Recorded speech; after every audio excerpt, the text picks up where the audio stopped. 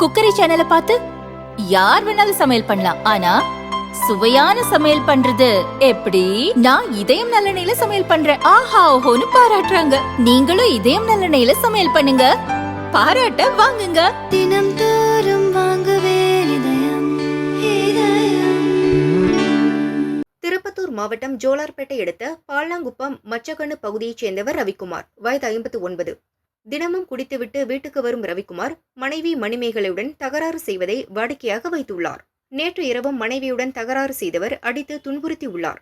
வலி தாங்க முடியாத மணிமேகலை 37 வயது மகன் சாரங்கபாண்டிக்கு செல்போன் மூலம் தகவல் சொன்னார். குடி போதையில் இருந்த அவரும் உடனடியாக வீட்டுக்கு வந்தார். தந்தையிடம் தட்டி கேட்டார். மோதல் முற்றியது.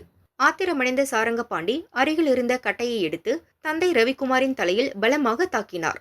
படுகாயமடைந்து இரத்த வெள்ளத்தில் மயங்கிய அவரை அக்கம் பக்கத்தினர் மீட்டு ஆம்புலன்ஸ் மூலம் திருப்பத்தூர் அரசு ஹாஸ்பிட்டலுக்கு அனுப்பி வைத்தனர்.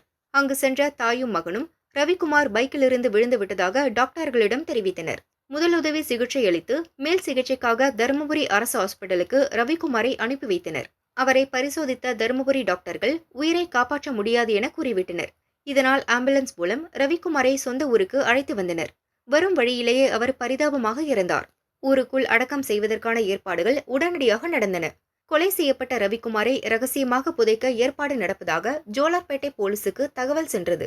விரைந்து வந்த போலீசார் ரவிக்குமாரின் சடலத்தை கைப்பற்றி பிரேத பரிசோதனைக்காக திருப்பத்தூர் அரசு ஹாஸ்பிட்டலுக்கு அனுப்பினர். சாரங்கபாண்டியை கைது செய்து விசாரணை நடத்தி வருகின்றனர். குடிபோதையில் ஏற்பட்ட தகராறில் தந்தையை மகனே கொலை செய்த சம்பவம் அப்பகுதியில் பரபரப்பை ஏற்படுத்தி உள்ளது.